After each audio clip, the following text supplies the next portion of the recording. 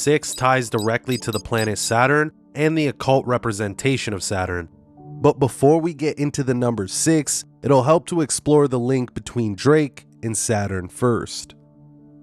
Earlier I mentioned how during the Middle Ages, Jews were characterized as owls because owls stayed in the dark, rejecting the light, and medieval Christians felt the Jews were the biggest rejectors of Christ's light, choosing to remain in the dark. Well, the planet Saturn is also tied directly to the Jewish people.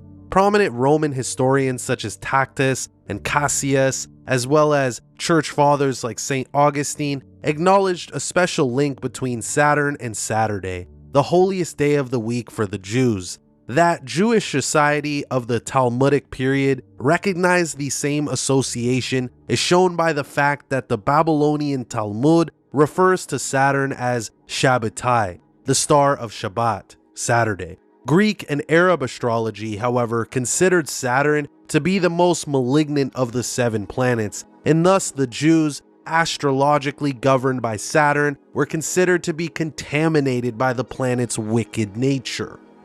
During the Islamic Golden Age, the scholar Al-Kabisi, also known as Al-Kabitius, made notable contributions to both mathematics and astrology. One of his most recognized achievements is the development of the Al-Kabitius house system within astrology. Al-Kabisi was also known for his claim that the faith of Judaism was based around the planet Saturn.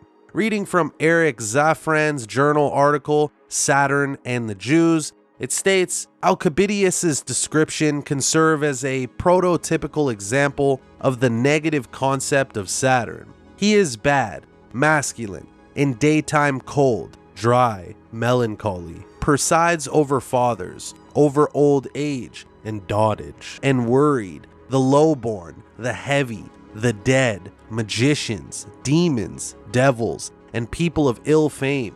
All this when his condition is good, but when he is evil, he presides over hatred, obstinacy, care, grief, lamenting, evil opinion, suspicion. Further, he presides over miserly gains, over old and impossible things, far travels, long absence, great poverty, avarice. He has the faith of Judaism, black clothing, of days Saturday, and the night of Wednesday. To him belong everything whatsoever that is black, and goats and bullocks.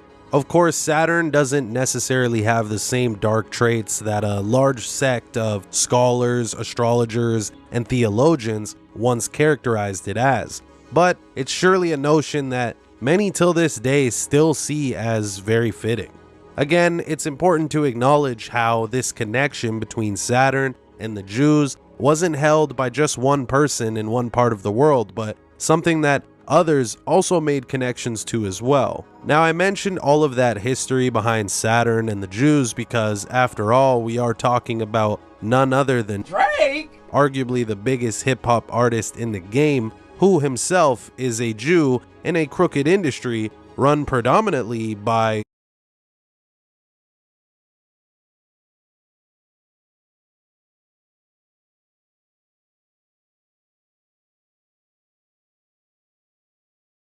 as my attention is on why Drake might have really chose to align himself with the owl imagery. For those unaware of the meaning and symbolism behind the unique bird that is an owl, let's take a little time to get educated. My first source is the book The Encyclopedia of Witches, Witchcraft, and Wicca. On page 256-257, the owl is associated with death, sorcery, and the dark underside of life. To the ancient Egyptians, the owl represented night, death, and cold.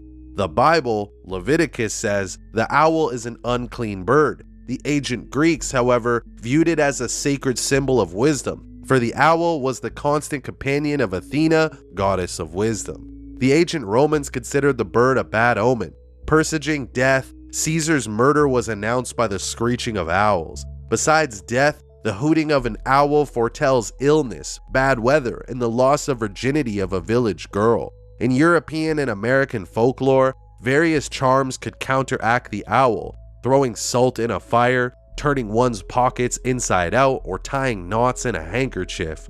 The Aztecs equated owls with evil spirits, including one regarded as the enemy of the human race, whose name was Rational Owl. In Africa, owls are feared because they are instruments of sorcerers. To North American Indians, the owl is a bird of ill omen, either the harboring of death or a messenger from the dead. The Sauk believe that if the owl is seen at night, it will cause facial paralysis. Chippewa medicine men stuff the skin of an owl with magic ingredients and direct it to fly to a victim's house and cause starvation. Folk healers in Peru use owls to combat negative sorcery. In Peruvian myth, the owl woman is associated with shamanistic rituals and magical curing. Demons in the forms of owls supposed attended witches, accompanying them on their broomstick flights and running errands of evil for them. Magicians and healers used owl feathers as a charm to lull people to sleep.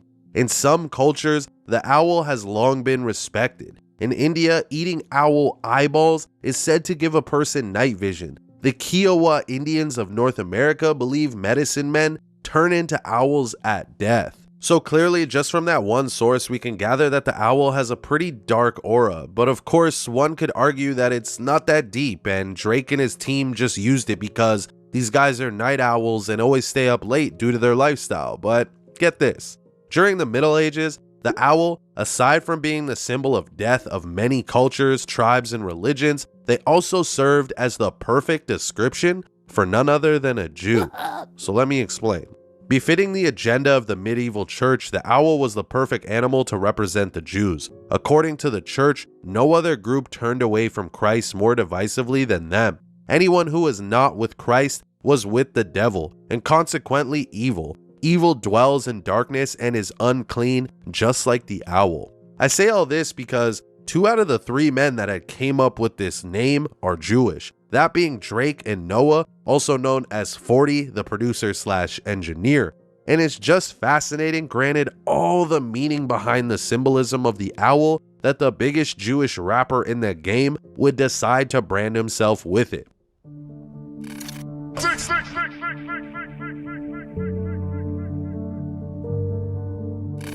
In 2015, after spending years a heretical form of Judaism in secret, their descendants today are a sect in Turkey known as the Donme.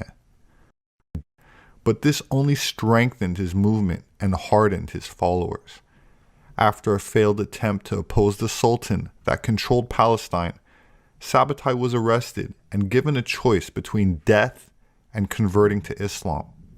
He chose the latter and converted, along with a portion of his followers, who also became Muslim while practicing their heretical form of Judaism in secret. Their descendants today are a sect in Turkey known as the Donme.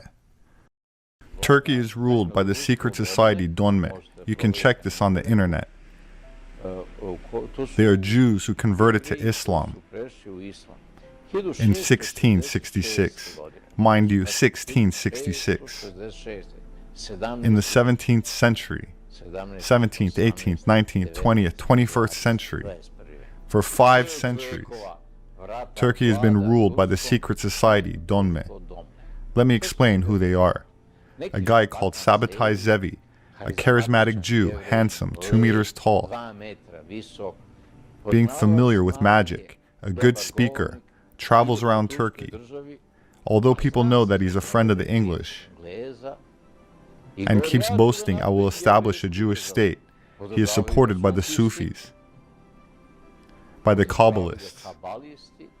Everyone admires him. So he has 50,000 followers, and the majority of them live in Thessaloniki. Sultan hears about this and orders his servants to arrest him and tells him, "You fool," or something like that. Do I hear that you're talking about establishing a Jewish state in Turkish territory? Hey, back then it stretched all the way to North Africa and half of Asia. How are you going to establish a Jewish state here? Who's spreading this nonsense? And are you insulting me? I will order my servants to cut off your head, since you're a subversive element. Hold on, dear Sultan, I want to tell you something. If you cut my head off, you will enrage the Jews in London, Paris, Berlin, who are all interconnected, and they will overthrow you, cutting your own head off. brother will become sultan, or perhaps your son will change in Turkey, while you and I will be headless. So let me make a suggestion. Spare my head, and I will do my best to restore your honor by neglecting stupidities that I talked about. What is it that you're suggesting, says the Sultan. I will denounce my Jewish faith and will publicly convert. I'll say Allah Akbar. I will bow and accept it. The Sultan smiled and said, all right, do it. And he really did it. He converted to Islam, but his 50,000 followers, who were Jews, also converted to Islam. In 5 years, I've infiltrated every existing pore in the state, taking full control of it. And ever since, Turkey has been ruled by the secret society Donme, comprised of Jews who number 20,000, but are perfectly distributed.